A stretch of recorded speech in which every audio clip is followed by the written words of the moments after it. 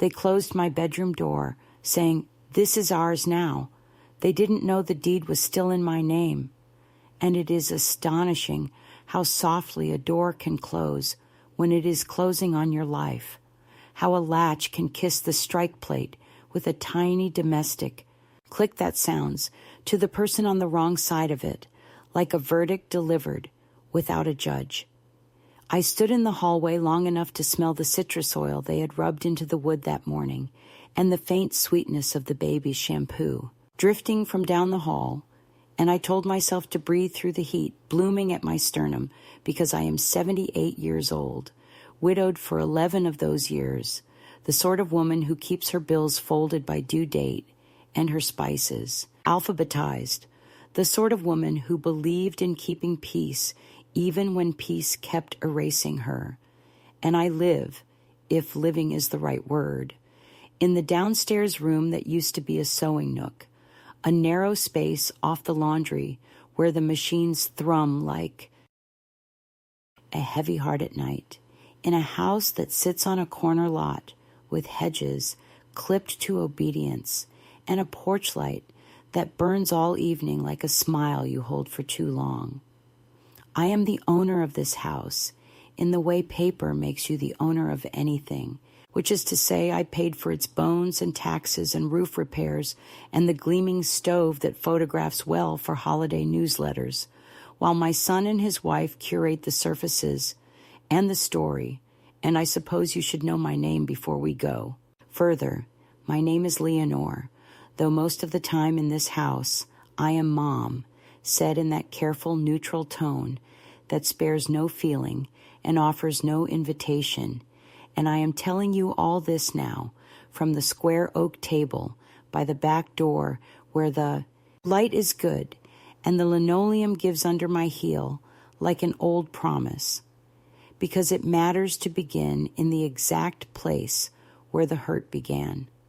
Not years ago, when I sold my little condo and moved here for a season, not on the day I signed the check that made the down payment possible because he couldn't swing it alone after the second baby.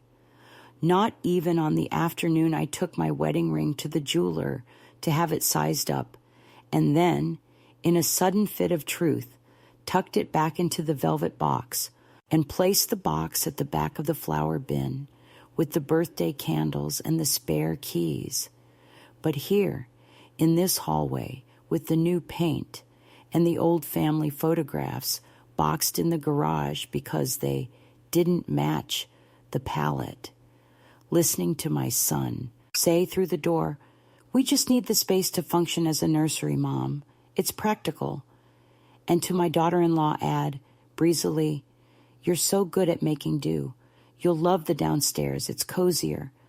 The two of them unaware, or unwilling to be, aware that the law has fewer adjectives than they do, and that titles do not care for mood boards.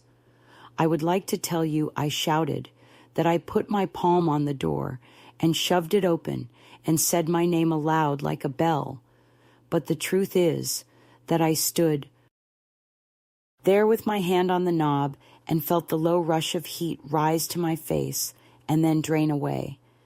And I let the silence do what silences always do in families like ours. It settled, it thickened, it became the weather we were meant to pretend was fine. And when I finally moved, it was not to make a scene, but to collect the small box of hairpins I kept in the top drawer of the dresser that had already been emptied of my sweaters and stacked in the hallway, a little tower of folded wool standing at attention beside the laundry basket like good soldiers waiting to be told where to march. I tell you, I am 78, not to beg indulgence, but to mark the accrual of years during which I learned to be useful rather than central, learned to enter rooms with casseroles and leave them without a fuss, learned to call my caregiving help so no one would have to acknowledge that I was the infrastructure. And yet even now, in the echo of that gentle theft, I can see how I taught them to Speak to me with the calm of people rearranging furniture, because hadn't I taught them for decades that I had no weight of my own, that I could be lifted and set down wherever the need was greatest? I carried habits into this house along with my boxes, the habit of apologizing for the space I take, the habit of smoothing a conversation with facts that make other people comfortable, the habit of calling my own wants silly, and perhaps the worst habit of all, the one the world praises you for until it makes you disappear, the habit of being reasonable. But a deed is not reasonable. It is stubborn and rectangular and printed in a font that does not do small talk, and my name is on it in full, the name my mother said when she brushed my hair on the night before my wedding, the name on my nursing license, the name on the envelope with the mortgage coupons I mailed in for the first 6 months before he took it over. And if you are wondering whether I remembered that fact in the hallway with the citrus oil still fresh and the baby's mobile tinkling upstairs like fine rain, I did, like a slow bloom behind the ribs, less threat than anchor. And I tell you this not to spoil the story, but to make the rest of it bearable, because there is a particular humiliation in knowing that the people you love are sorting you into a smaller life while believing themselves kind, and it helps, in the hour of such unbeautiful mercy, to have one hard square of truth in your pocket. You might ask where I live now, and I will answer plainly. I live in my own house as a guest who was not given a return date. I live among labels, pantry, kids' snacks, misc linens, seasonal, that never include my name. I live in a neighborhood where the women carry water bottles the size of small children and say community when they mean club. I live with a son who never raises his voice, but edits my presence like a sentence he is tired of defending, and with a daughter-in-law whose competence is a kind of armor that makes even her compliments feel like invoices. And I live with a baby whose warm head fits under my chin and whose milky breath redeems hours that would otherwise be unlivable. If you came to the back door in the late afternoon, you would find me with a dish towel over my shoulder and the smell of garlic in my sweater, listening for the dryer's sigh and the soft grunt of a waking infant, measuring my usefulness in small units, burped ounces, folded T-shirts, the way a stain yields when you remember to soak it in cold water. And if you stayed until night, you would see me sit at this very table with a cup of what passes for chamomile, laying out the day like cards in a patient game, finding the places where I said, of course, when I meant no, where I smiled instead of saying, that is not how you speak to the woman who kept your fevers and your secrets.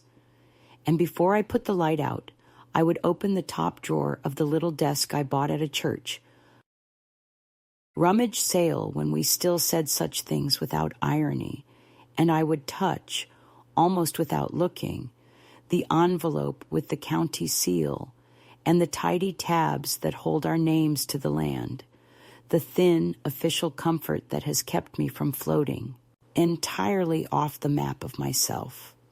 I don't tell this as a complaint, though you will hear the bruise in it, because accuracy requires I acknowledge the other truths that braid through the insult, the knees that ache by evening and make stairs feel longer than they are, the radiators that knock like a visitor when the weather shifts, the way loneliness can creep into a house even when the house is noisy, and the way I colluded in my own miniaturizing out of a devotion that thought it was love, and a fear that pretended to be practicality, what will be easiest for them, what will make the least trouble, what will keep the peace at the table where the children eat. Perhaps it is also important to say that I did not always live like this, that Once there were weekends I filled with my friends and a tablecloth blue as lake water and the sound of someone laughing in the kitchen while I sliced peaches. That once there was a man who slept heavily and read slowly and kissed my wrist as if it were a telegram arriving at last, and that his absence trained me to be both stronger and more grateful for small continuities, so that when my son asked for help, I heard my husband's voice say, "We can do that," and because there was money, there was no question. But money is a trickster. It makes you think it can carry all the meanings your mouth is tired of saying. And so the check became love, and the deed became trust, and the spare room became for now. And here we are in a corridor that smells of lemons and policy.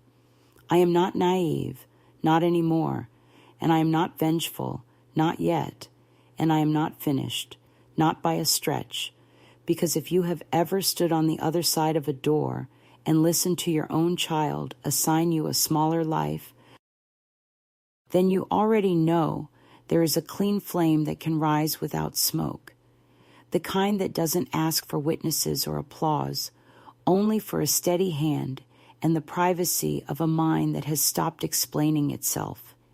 And perhaps the only miracle of age is that you start to recognize the moment the tide turns, the second a sentence becomes a boundary, and a sigh becomes a decision.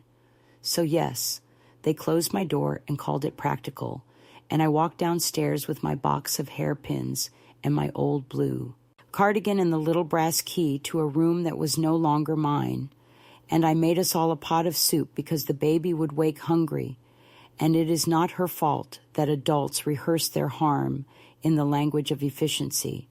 And later, when the house was quiet and the laundry room smelled a little like heat and a little like rain, I sat at this table and made myself as large as I could inside the body I have. And I said my name in a whisper, just to hear it travel through a space that belongs to me even when the people in it forget. And I thought about ink and paper and locks and voices, and about the strange mercy that sometimes the thing you paid for with your silence keeps a record of your name even when you do not speak. And I decided, not loudly and not with a speech, just with the evenness of a nurse taking a pulse, that I would not be arranged anymore. The defining moment was not loud, not theatrical, not even cruel in its performance, but cruel in its silence, in its careful ordinariness. And it began when I stood in the corridor outside what used to be my bedroom and heard the quiet snap of the lock sliding into place, my son's voice muffled through the door saying, "This is ours now, Mom. You'll be more comfortable downstairs," spoken with the casual finality of a hotel clerk assigning rooms, not a child speaking to the woman who carried him through fevers and late-night terrors. I lingered long enough to hear my daughter-in-law's softer echo. "She's adaptable, she always manages," a sentence intended as praise, but landing as erasure, because adaptability in their mouths was nothing more than a polite term for disposability. And in that instant, something split inside me, not broken exactly, but revealed, like plaster cracking just enough to show the old brick underneath, solid, stubborn, unyielding. I had thought the humiliation would come in public, at a dinner table, at a holiday gathering, some moment when they would dress their impatience in laughter. But no, the truest humiliations happen in hallways, with slippers on your feet and the smell of supper still in the air, when no one thinks to notice how your chest caves in. I went to the little room by the laundry, the one they had prepared for me with new curtains that smelled of plastic and a narrow bed that sagged in the middle like a weary hammock. And I sat there with my purse on my lap, like a woman waiting for a train that never arrives. On the surface, nothing had changed. The house still hummed with the dishwasher and the buzz of the refrigerator. The baby still cried upstairs. The dog barked once at the mail carrier, but inside I knew a line had been crossed that would never uncross itself. Later that evening, when they were out on the patio with their wine and their low murmuring voices, I opened my purse and pulled out the envelope I had carried quietly for months, the deed folded with military precision, the paper thick and official, stamped with the county seal, my name written in full in the heavy ink of permanence, the kind of writing that doesn't yield to interpretation or preference, and I stared at it with a mixture of nausea and relief. It was not that I wanted to wield it like a weapon, not yet, but that I needed to remind myself I had not vanished entirely into their narrative, that somewhere on this land, under this roof, my existence was carved in letters the law still recognized. The betrayal was not only that they closed a door on me, it was that they closed it while believing I would never think to open it again. I remembered the phone call from 2 years earlier, my son's voice quick, urgent. "Mom, we found a house, but the bank is difficult. They need more equity, just until I can refinance, just until we're settled. It'll still be your home too." And how easily I said yes, selling what remained of my savings, signing where he asked me to sign, the pen trembling not from doubt, but from arthritis, believing, as mothers of sons so often believe, that generosity would weave me into the fabric of his life forever. That was the real cruelty, not the door, but the casualness of the forgetting, the way love once asked for everything and then pretended it never asked at all. When I tried to sleep that night, the ceiling above me felt closer than it should have been. The laundry machines groaned through the walls like restless animals, and I pressed my palm against the deed as if it could steady me. At dawn, when the house was still, I went quietly upstairs, barefoot so the boards would not betray me, and paused in front of the locked bedroom. The door was smooth, freshly painted, almost innocent in its appearance, but I knew behind it were my dresser, my linens, my books already rearranged, perhaps boxed, perhaps already claimed, and I knew, too, that the space had been erased of me in less than a day, as if I had never existed there at all. That knowledge settled in me with a weight unlike sorrow. It was clarity, unmerciful and clean, and with it came a resolve I had not tasted in years. The catalyst was not rage, not even grief. It was recognition, the sudden and irrevocable awareness that I had been written out of my own story, and that I could either accept the erasure or reach for the ink still bearing my name. It didn't fall apart in one scene worth retelling at a dinner party. It frayed along the edges in the way sweaters do when you catch them on a cabinet knob and keep moving because dinner won't cook itself. And the first threads to go were the small permissions I had mistaken for love, the little autonomies that make a person feel like a person rather than a shadow. And on the Monday after the door was claimed for the nursery, a new sheet appeared on the refrigerator beside a photo of the baby in a knit hat and a coupon for almond milk, a grid printed in neat columns titled Household Quiet Hours and Shared Spaces Expectations, my name written as Mom downstairs to distinguish me, I suppose, from the upstairs family who did not need parenthetical placement, and the rules were delivered in the bright voice of efficiency. Please text before using the main kitchen between 6 and 9. Avoid strong smells, including onions and bleach. Do not move items on the open shelves because the system reduces morning stress.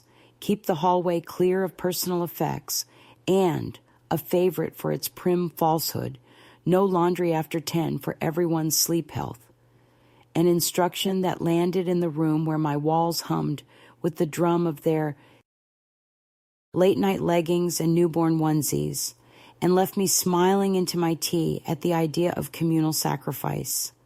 The thermostat migrated to an app on my son's phone, and I learned to put on a wool cardigan before bed without mentioning the chill because the pediatrician says 68 is optimal for infants, and we're all making adjustments. And when I asked for the little space heater I had used for years in my ankles winter, it was produced with the cord looped around it, and the warning, pamphlet clipped on top, a gentle sermon about fire hazards in older homes, delivered as if I were a child who had been caught striking matches in a closet, and I thanked them out of habit and tucked the heater, like the old photographs, into the corner of my downstairs room where it would not offend a minimalist eye. My groceries were welcomed. Of course, anything you like, we're not dictators.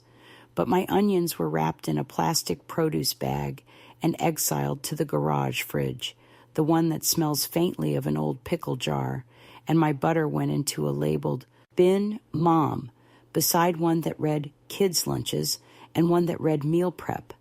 The labels, a kind of cheerful zoning map that explained who belonged where without anyone having to say the ugly parts out loud. My cast iron skillet, black with years of seasoning, was thanked for its service and retired to a high cabinet after an article was produced about iron leaching in infant gut health. And in its place, a pale ceramic pan took the stove, delicate as bone china and temperamental as new money. The keys became a delicate subject. Who needed which and why? And one afternoon, with the same gentle firmness used for timeouts, my daughter-in-law suggested we keep all house access on one hook by the mudroom so no one misplaces anything.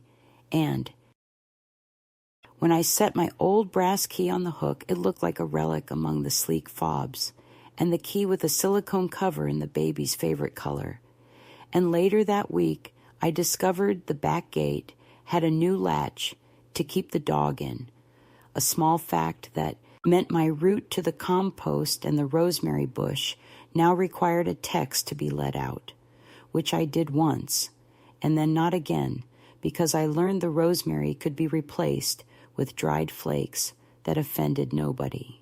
My pills, which I have filled in a little plastic weekly box since before my husband died, became a conversation about safety and oversight, and while I have been a nurse and know the drug names like men know baseball rosters, I let my daughter-in-law line them up on the table and offer to pre-fill them on Sundays because we're a team, and I watched her neat fingers push the little doors closed like a gate in a dollhouse, and later I took a photograph of the labels with my reading glasses perched at the end of my nose, not to keep score, but to remind myself that I know what keeps me alive. They asked me not to answer the door because of salespeople and neighborhood security expectations.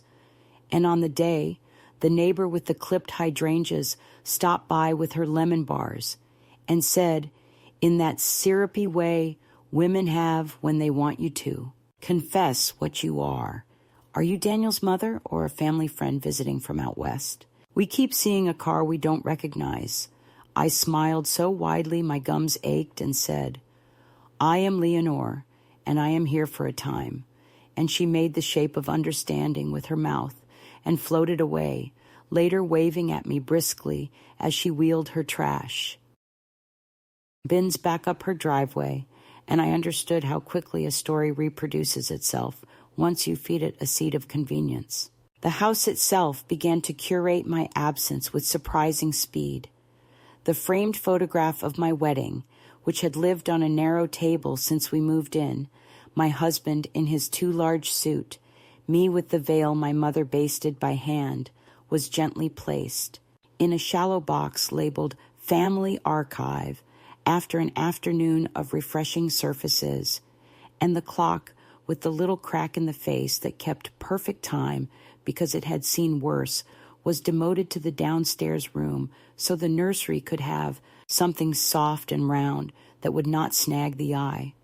And my books were repatriated to 3 cardboard boxes with sturdy handles, their spines bumping one another like passengers on a bus line that no longer ran to their part of town.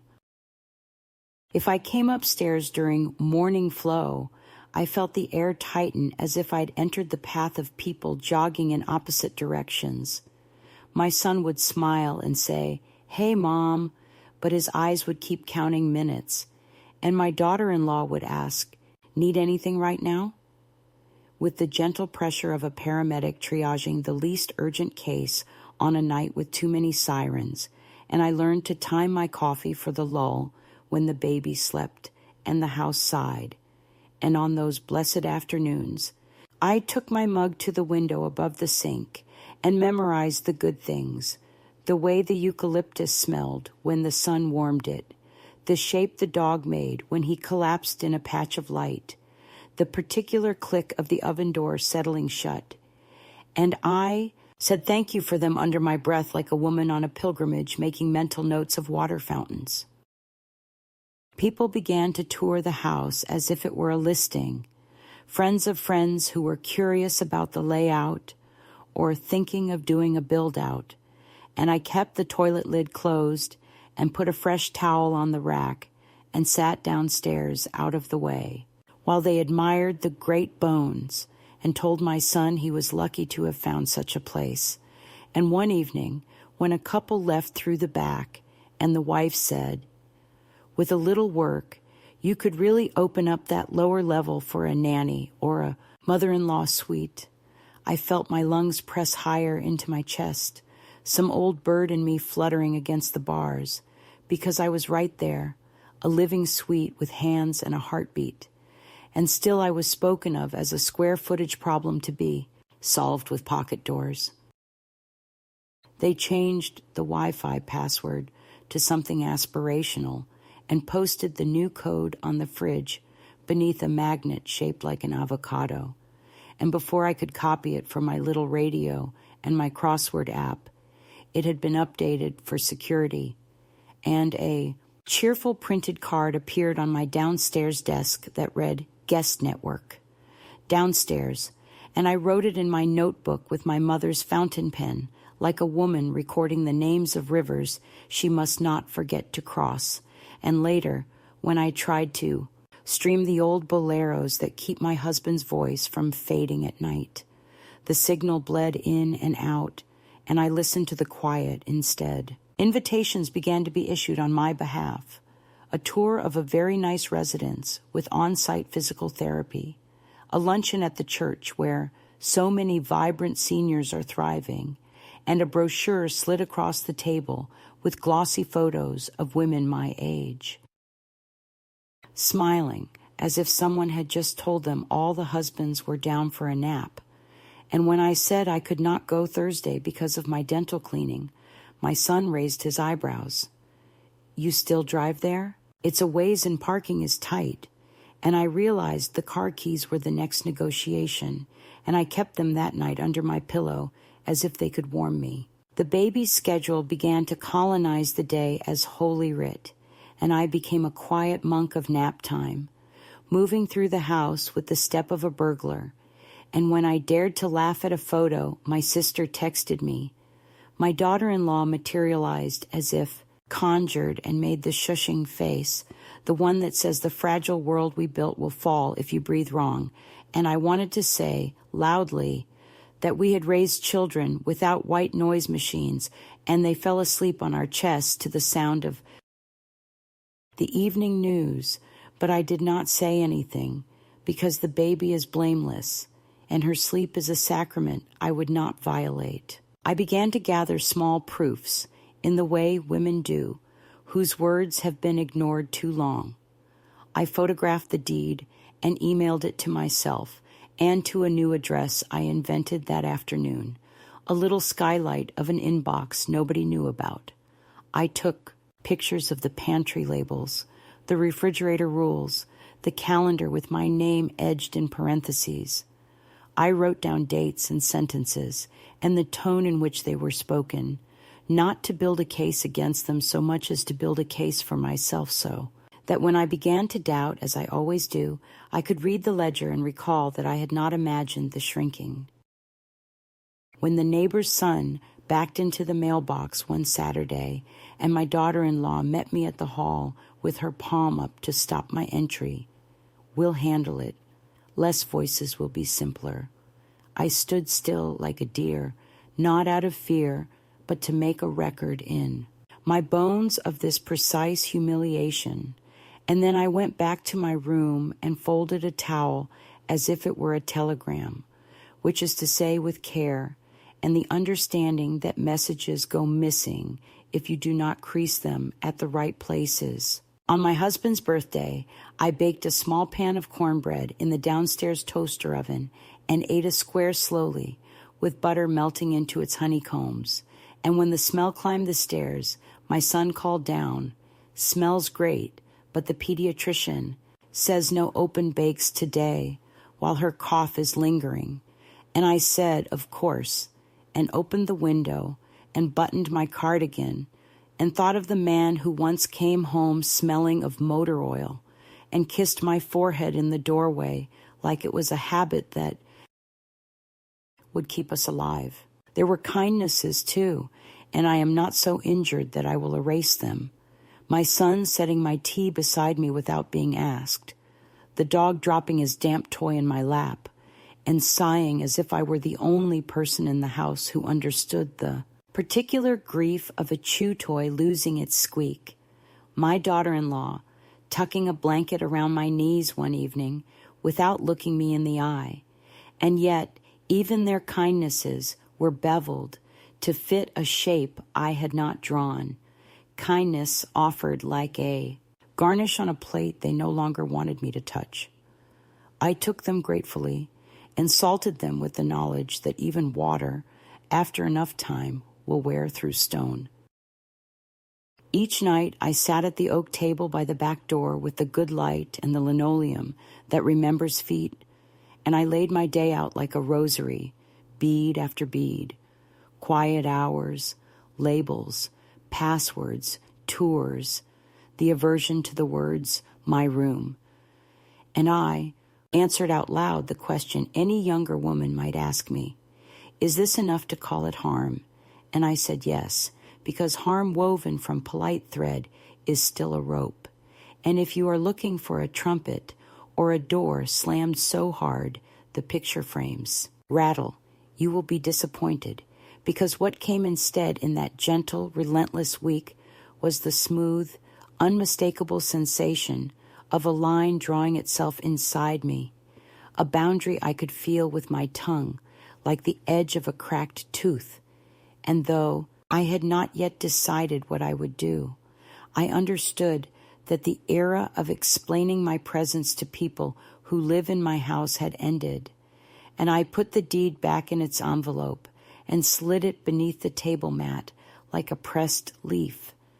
And for the first time in a long time, I slept all the way into morning without dreaming I was knocking on a door that would not open. It is strange the way clarity arrives, not like a lightning strike that scorches the ground, but like a window shade pulled open at last.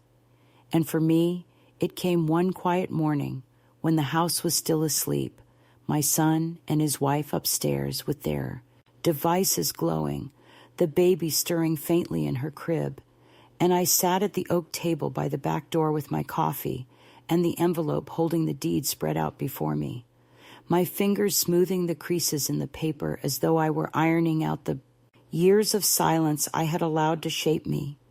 And what I realized, with a suddenness both terrifying and liberating, was that I had been rehearsing vanishing for so long that they believed I no longer existed. But here was proof, my name, my signature, the inked permanence of a woman who still mattered, even if no one in this house wanted to admit it. The shift was not in them. They remained busy, preoccupied, managing their curated lives. But in me, in the slow reawakening of a truth I had tucked away, I was not a guest here. I was not a stray relative tolerated out of obligation. I was the one whose hands had built this foundation, whose sacrifice had made their dream home possible. And I could stop waiting for them to recognize it, because recognition, I finally understood, was not theirs to give. That morning, instead of shrinking back into my laundry room corner, I put on my coat and walked outside before anyone could stop me, down the street, lined with clipped hedges and driveways polished with SUVs, and I felt the air press against my face with a freshness I had not tasted in years. My knees protested, yes, but I let them ache, because moving forward on my own legs was a declaration. I walked to the library first, a squat brick building with glass doors that still smelled faintly of disinfectant from the pandemic years, and I sat at a public computer and typed in the name of the county clerk's office, my hands trembling not from ignorance but from the thrill of agency returning to me like blood to a numbed limb. The records were there, plain and unquestionable, the property title with my name, still valid, still mine. I printed the page, folded it neatly, and slid it into my purse alongside the deed itself. It felt like slipping a key into my pocket, a key they did not know I carried. I did not storm home and confront them. That is the fantasy of younger people who believe power lies only in shouting. No, my shift was quieter, but more enduring. I began to plan, to build a life within and beyond these walls that did not depend on their permission. I started by reclaiming rituals. I bought a notebook with a maroon cover at the pharmacy and began writing down everything. The rules taped to the refrigerator, the careful exclusions, the conversations that tried to shrink me.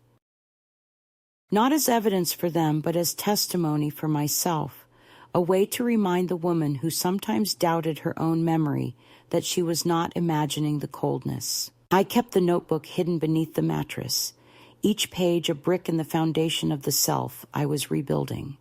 I also began to tend small gardens of autonomy. I walked every morning, sometimes just to the corner store where the clerk, a young man with acne scars and an awkward kindness, would nod at me and say, "Morning, ma'am," as if I were not invisible. I withdrew small amounts of cash from the savings account they did not know I still maintained, the one my husband and I had opened decades ago for emergencies, and each time I tucked the bills into an envelope in my dresser, I felt stronger, less cornered. I cooked for myself again, small meals in the toaster oven, dishes that smelled like my own history, lentil soup with cumin, cornbread baked in a tin. The scents filled the downstairs room and lingered on my clothes, a quiet rebellion against the sterile air upstairs. The true midpoint was not a single act, but a layering of many acts, each one insignificant to them, but monumental to me. I bought a second-hand coat at the thrift store, navy wool with deep pockets, and when I wore it in the evening for my walks, I felt not like a burden, but like a woman with somewhere to go. I stopped asking before touching the thermostat. Instead, I kept a small notebook of temperatures and discovered, to my own satisfaction, that the house functioned better at settings that kept me comfortable. I made a copy of my brass key at the hardware store without mentioning it to anyone, the cool metal heavy in my palm, proof that doors could still open for me. One evening, sitting at the table with my tea, I opened the deed again and laid my wedding ring beside it. The ring no longer fit. Arthritis had thickened my joints, but together, the circle of gold and the square of paper, they told me a story I had almost forgotten. I had been someone's wife, someone's mother, someone's provider, and now I was someone who could choose. That word, choose, settled into me like a stone in water, rippling out through every thought. I realized I had been waiting, endlessly waiting, for them to treat me as central, as family, as essential. But the waiting had become its own cage, and the only way out was to stop asking and start acting.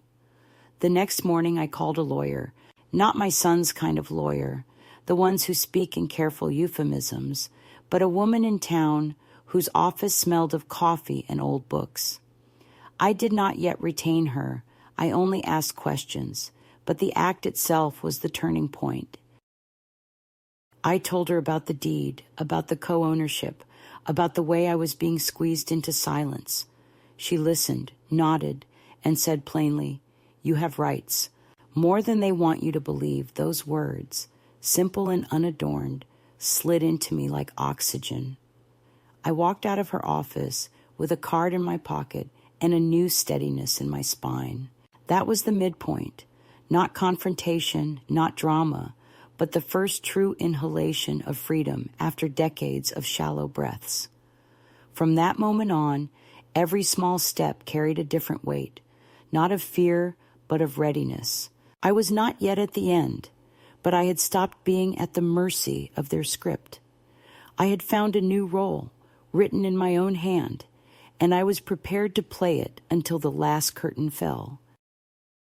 Pressure does not announce itself like a storm. It returns like a tide disguised as help. And in the weeks after I began carrying the folded copy of the title in my purse, the house learned a new vocabulary of concern that pressed against me from all sides with the steady confidence of people who assume the elderly are scenery. And the first wave arrived in the form of a calendar invitation slid across the table with a smile. "A few quick tours, Mom. Nothing binding. We just want you to see options."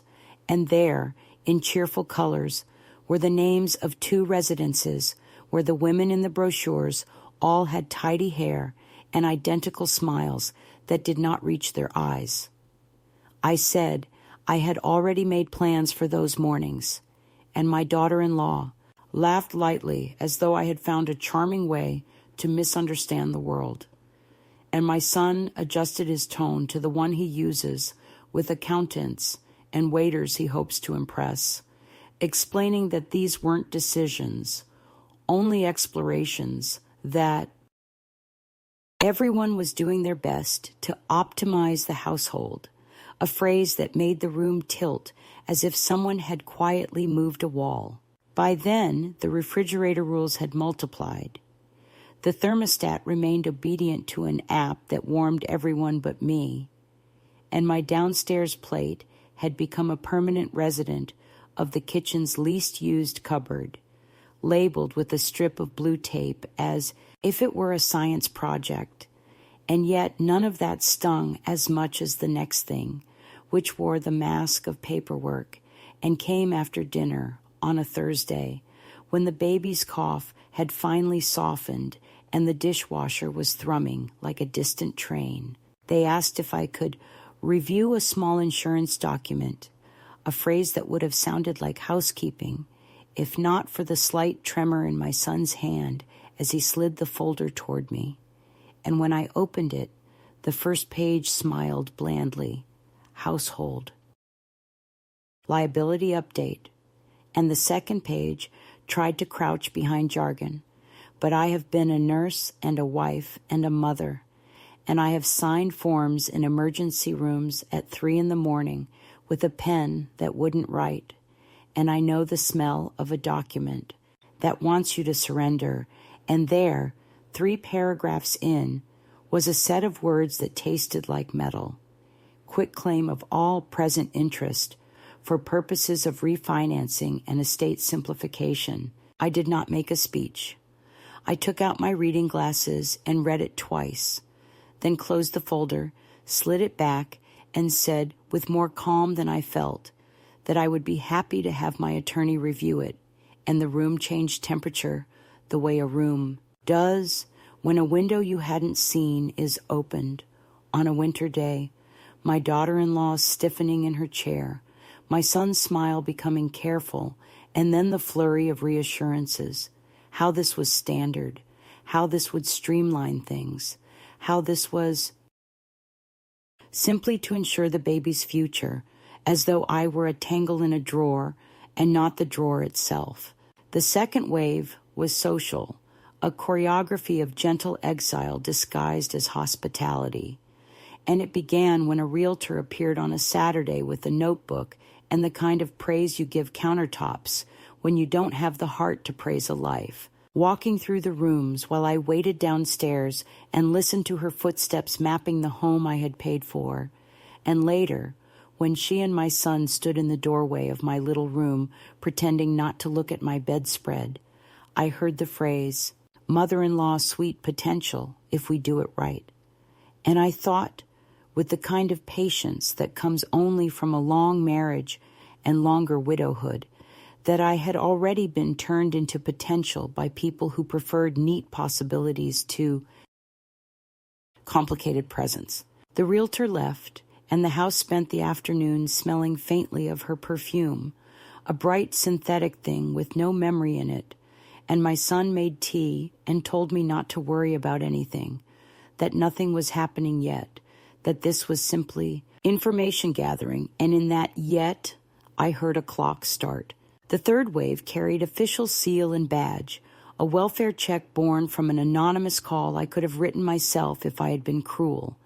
And on a gray morning, 2 polite officers knocked and asked if I was safe, if I was being cared for, if I had access to my medications and my funds, and the ache of it was not their presence, but the performance that followed, my daughter-in-law appearing with a tray of muffins, my son answering the questions with the serene competence of a man who has never watched a door shut on him from the wrong side, and me standing between them and the officers, like a woman in the wrong photograph, saying, yes, I am safe, and yes, I can leave the house, and yes, I can reach the bank, and here, if you'd like, is the deed, with my name and the card of my attorney, both offered with a hand that did not shake. The younger officer's eyes softened in a way I recognized from years of tending the frightened.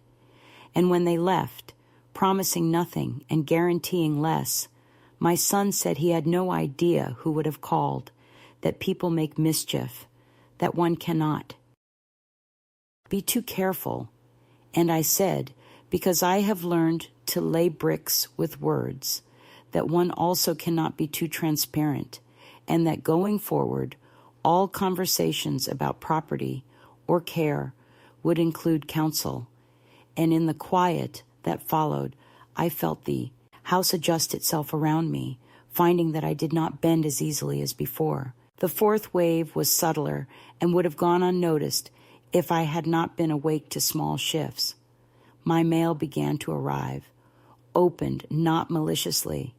My son said, simply by accident because the envelopes looked like his, the bank called to confirm a request to add a contact to my account that I had not made, and the pharmacy left a message about consolidating prescriptions in a family plan to ease logistics, a plan with my daughter-in-law's name on the contact line, and in each of these I heard the future knocking softly, a house next month in which my name would be a shadow because paper had made it so. I did not accuse.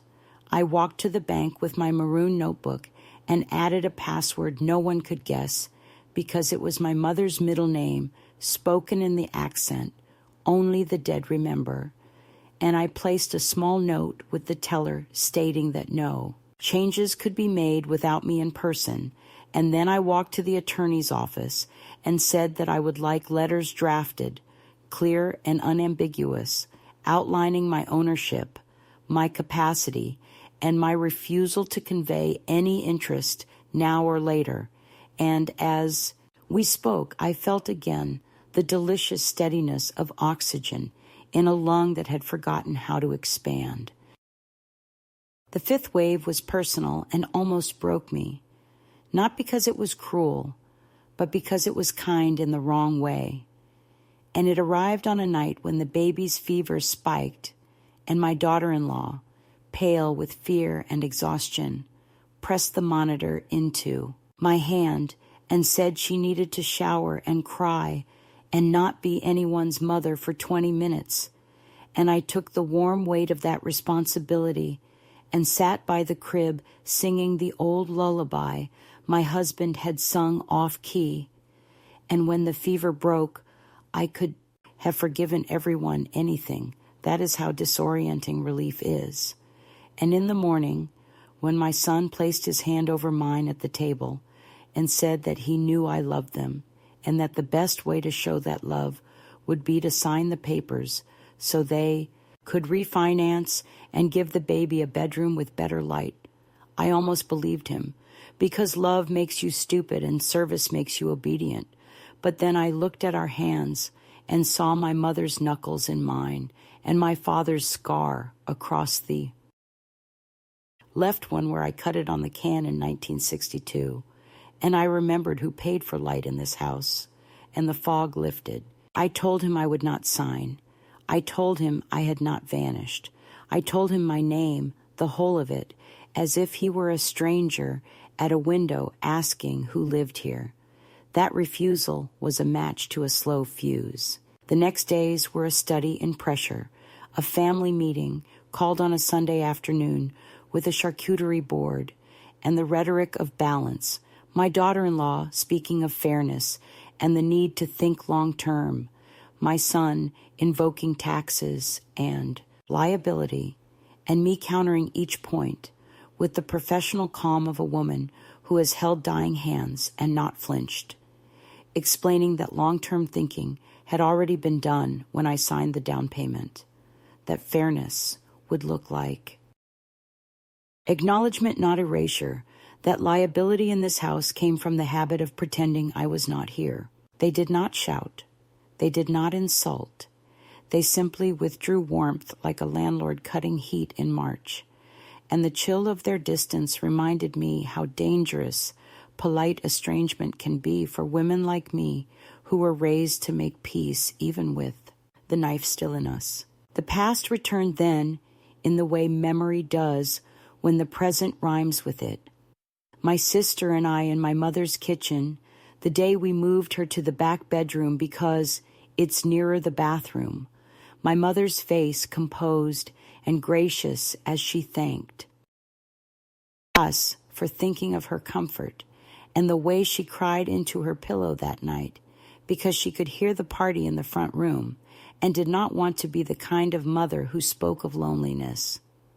I carried that memory to the lawyer and laid it on the desk between us like an heirloom I was determined not to pass on, and we made a plan in the kind of sentences that do not require apology. Notice of co-ownership taped to the inside of the front door. Request for all contractors, appraisers, or agents to confirm appointments through my counsel. Letter to the mortgage servicer outlining my refusal to encumber the property without my written consent, and a quiet appointment with a notary to document my capacity for the days when someone might decide that my insistence was a symptom, not a boundary. The house did not like this new arrangement, and it sulked in small ways. My place at the table was moved a chair down to make room for the baby's high chair. The guest Wi-Fi code changed again with a note that said, "Text us if you need it." My cast iron pan disappeared until I asked for it 3 times, and even the dog hesitated at my doorway as if he had been reprimanded for loving me too openly. And yet, when the notary came and we signed the papers in the patch of sun by the back door, I felt something inside me settle that had been rattling for months. Then came the rehearsal for war. My son scheduled a meeting to clear the air and arrived with a man he called a financial advisor who asked me questions in a voice like warm syrup about my goals, my energy, my desire to ease burden on the next generation.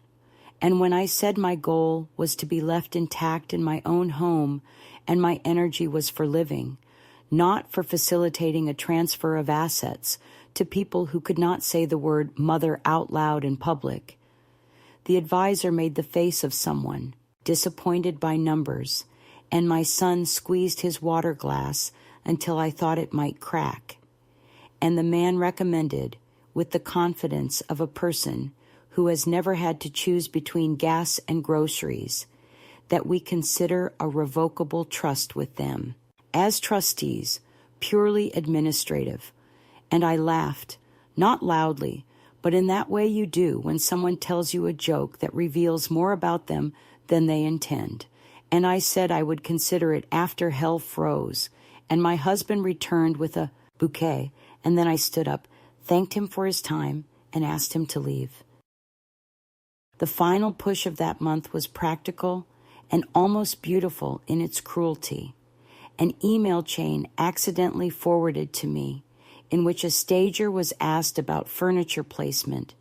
After we get the title cleaned, the phrase cleaned, doing the work of 1,000 sermons, scrubbing me out like a stain. Then a whispered conversation on the patio, caught by the breeze, in which my daughter-in-law said she did not want my shadow in every room. And my son said that everyone would understand once the paperwork was done, and I sat at the oak table, folded the email into my notebook, and circled the word clean 3 times, because sometimes the humiliation is so plain that the only thing left to do is underline it. That night, I dreamed of keys, hundreds of them, jangling, none of them fitting any door I tried. And when I woke, I walked barefoot upstairs and stood before the nursery, the room that had been mine, and I laid my palm against the smooth paint and said aloud softly that I would not be made into a ghost. If you want the moment that tested me most, it was not the papers or the officials or the stage kindness. It was a Tuesday morning when my son, perhaps believing he was making a compassionate compromise, suggested that I keep the downstairs space, as long as I liked, in exchange for signing away my interest in the upper floors, a kind of internal exile written in legal ink. And the neatness of his proposal almost undid me, because it spoke so precisely to the way my generation of women have been invited to disappear, graciously, with gratitude and a scented candle. I said no, not because I am stubborn, though I am, but because I have learned in the long school of my life that the smallest concession, once enshrined in paper, becomes the map others use to find their way to your erasure, and I will not draw that map for them. So the pressure rose, and I did not bow, and it is astonishing how much of a life can be measured by such small engineering. The angle of a chair, the angle of a signature, the angle of a spine against the weight of a family's preference, and in the middle of it all, the baby learned to sit, then to clap, and every time she clapped her hands together with that delighted shock, I remembered that we are not born to be quieted. We are taught it, and we can unlearn it, even at 78, even in a house where the doors close gently and the rules are written in friendly fonts. I began to sleep with my shoes by the bed the way I did in nursing school, not out of fear, but out of readiness, and I kept the deed beneath the table mat and the lawyer's number on a card inside the little dish where I once kept hairpins, and when the mail came, I met it at the door like a woman greeting a ship she has been owed for years. The second escalation did what it needed to do. It burned the last fog from my mind and left me with a clean horizon and a timetable I did not share with anyone. And if they mistook my quiet for surrender, that is their error to nurse, not mine. I was not preparing to leave, I was preparing to act. And the difference between those two kinds of preparation is the difference between being carried and choosing your own steps. And when you have been stepped over long enough, there comes a day when you lift your foot and place it down where it will not be moved again. The final act was quieter than anyone would imagine. Not fireworks, not raised voices, not even a slammed door, but the kind of irrevocable gesture that redraws the map of your life in ink. And for me, it happened one gray morning when I woke before the house and dressed in my navy coat with the deep pockets, slid the envelope with the deed inside, and walked down the street to the lawyer's office, where the air smelled of coffee and fresh paper, and I signed the letters that made my refusal official, not just words whispered in kitchens or murmured over coffee, but stamped, notarized, binding letters that declared in black and white that I was of sound mind, that I would not sign away my share, that no one could sell, refinance, or erase me without my hand on the page. And as the notary pushed the document toward me and the pen hovered above the line, I felt my wrist steady in a way it had not in years, as if every humiliation, every quiet dismissal had been training for this moment of perfect clarity. I signed, full name, each letter sharp and deliberate, and when I handed it back, the lawyer smiled, not with triumph, but with recognition, as if to say, "You remembered yourself at last." I walked home slowly, not because my knees ached, but because I wanted the rhythm of each step to settle the new truth into my bones. I had done something that could not be undone. The house stood there with its polished lawn and its curated emptiness, but I carried the power now, folded in my pocket, no longer abstract but actual. When I opened the door, my son was at the counter with his phone, my daughter-in-law arranging fruit into symmetrical rows, and they looked up, smiling politely, as if we were still playing the same game. I set my coat over the chair, laid the envelope on the table, and said in a voice so calm it startled even me, "You should know I've secured my rights. Nothing in this house moves without me now." Silence fell, a silence thick enough to hear the hum of the refrigerator. My son's mouth opened, closed, opened again, and then he said, "Mom, you didn't have to." But the words were limp, unconvincing. My daughter-in-law set down a slice of melon with unnecessary care and said, "We were only trying to make things easier." And I looked at her with the kind of patience born of decades of half-truths and said, "Easier for whom?" She did not answer. I did not shout. I did not accuse. I simply opened the envelope, pulled out the notarized letter, and placed it flat on the counter. "This is final," I said. "No more conversations about selling, no more tours for strangers, no more papers slid across the table with polite explanations. It ends here." My son's face reddened, not with anger, but with the sudden recognition that his story of control had been rewritten without him. He reached for the paper, then withdrew his hand as though it burned. For a long moment we stood there, the three of us, and I realized that the power of a climax is not volume, but permanence. They knew now. The game was over. That night, I reclaimed my room. Not the guest space downstairs by the laundry, but my old bedroom, the one they had taken for themselves with their soft furnishings and their talk of nursery light. I opened the door without knocking, stepped inside, and began to move my things back, box by box, frame by frame, each object a declaration. My books returned to the shelves, my photographs to the dresser, my quilts folded at the foot of the bed. They watched, silent, my son at the threshold, my daughter-in-law with her arms crossed, but neither spoke, because the deed had already spoken for me. When I laid my wedding picture on the nightstand and smoothed the bedspread with my hands, I felt a stillness descend, not relief, not joy, but something firmer, sovereignty. The confrontation they expected never came. No shouting match, no accusations. Instead, the house itself changed hands in spirit. The thermostat clicked warmer because I turned it myself. The dog curled at my feet as though he had been waiting for me to return to my rightful place. Even the silence seemed to shift, less suffocating, more mine. And when neighbors came by that weekend with bottles of wine and polite questions, I did not hide. I answered the door myself, smiled, and when one woman asked, "And you are?" I said, "I am Martha, the owner of this home," and watched the surprise flicker across her face before she rearranged it into hospitality. The words were not dramatic, but they landed with the weight of a stone dropped in water, undeniable, impossible to take back. In the days that followed, the air between us grew brittle. My son avoided long conversations.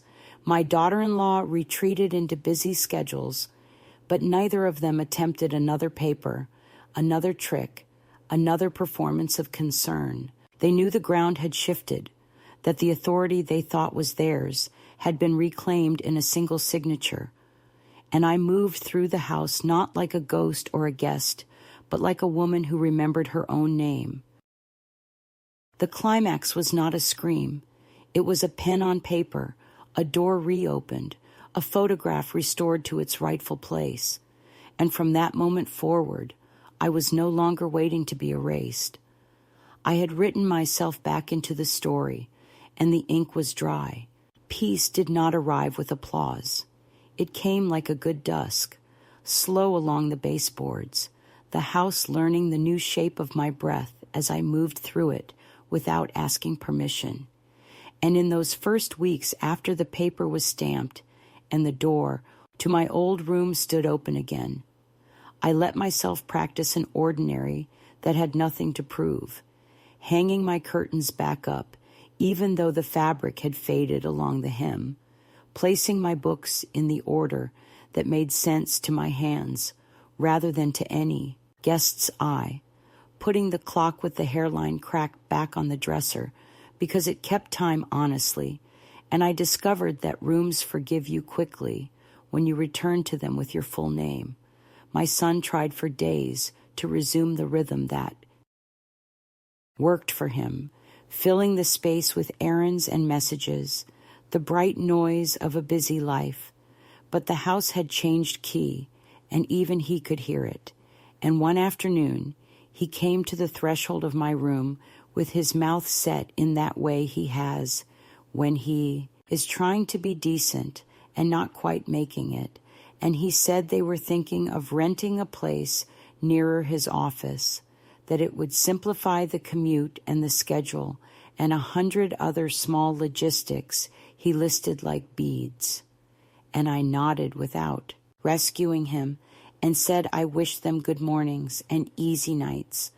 And when he reached for something kinder, I didn't give him my softness to take away with the boxes. There is, I learned, a tenderness that belongs to you completely, and you can keep it without becoming hard. When they left, it was not a scene from a play. No suitcases hurled, no speeches, just the work of a Saturday, lists on a phone, tape on cardboard, the baby socks tucked into a zippered pouch. And I put a loaf of bread into the oven because leaving makes people hungry even when they don't know where their hunger lives. At the end, my daughter-in-law stood by the door with the baby on her hip and met my eyes for the first time in months without arranging her face. And she said quietly that she had not understood what a deed meant until it was too late, that she had wanted a house that looked like a life without letting anyone's true life live in it. And I told her without malice that paper only reads what we write on it, that we had written something new, and I touched the baby's cheek with 2 fingers, a blessing small enough to pass unnoticed, and watched them go. I did not feel triumphant, only calibrated, as if a level set on a long shelf had finally stopped wobbling. After they were gone, I let silence do the kind thing and reveal what it was hiding. Not emptiness, but room. I carried the laundry basket upstairs because the steps belonged to me again. I opened the windows on a day the weather thought it could get, away with being gloomy, and made it admit light. I went to the garden and cut the rosemary back hard and planted 3 stubborn marigolds that will insist on blooming even when no one compliments them. And at the hardware store, I had 2 extra keys, made, one to hang on a ribbon behind the pantry door and one for the dish of small mercies I keep by the sink. Not because I fear being locked out anymore, but because the weight of a key in a woman's palm is a sentence the world remembers how to hear. The dog, who had practiced uncertainty for so long, decided on his own that he was mine. And the neighbor with the hydrangeas began to wave like a person who understands the difference between curiosity and surveillance, and the thermostat, freed from its scolding numbers, learned how to be kind to an old body at dawn. For a time I cooked for 1 and set the table for 2, the missing chair a reminder that love can remain when access ends. And on Thursdays I brought a plate of lemon bars to the community center and sat with 3 women whose names I got wrong twice before remembering. Women who had their own quiet archives of being put away for convenience, and we laughed into our cups about nothing and everything until the room warmed. On a Sunday, I took the thick envelope from the drawer and walked to the copy shop where the clerk called me ma'am without pity, and we made 3 clean copies of the deed and the letters and sealed them in new sleeves. This, too, is a kind of prayer. I called my lawyer only once more to tell her the house was peaceful and that I wanted to add a simple note to my file. No decisions made in fear, no signatures under pressure, hospitality. Yes, but never again at the price of visibility, and she said that line should be taught in school. Weeks turned to a season, and the hallways accepted the sound of my shoes as the default, and I found that I liked my own company more than I had expected. I still had mornings when I set out 2 cups by accident, and nights when the bed felt wider than necessary. But solitude, when it is chosen, is a field and not a pit, and I walked it like a woman willing to learn new paths. One afternoon the man, who calls me simply Grandma, sent a photograph of a bookshelf he'd built with his own hands in a small apartment several zip codes away. The shelves not quite level, the books leaned together like cousins, and beneath the photo he wrote, "It feels like home because I made it." And I sat at the oak table and cried the kind of tears that wash dust instead of breaking anything. And I wrote back, "Yes, that's what it is." And I put my pen down on a page where I had already written my grocery list and the date of the next doctor's appointment. And the ordinariness of that page made me feel brave. I have not grown younger in this story. The stairs still have opinions, and the winter will take more layers than it used to. But I have grown proportioned to my life, and that is a luxury most women are told is too expensive. And if I have anything to say to the one reading this who is standing on the wrong side of a freshly painted door while someone you love calls your erasure practical, it is this: keep a clean copy of whatever bears your name.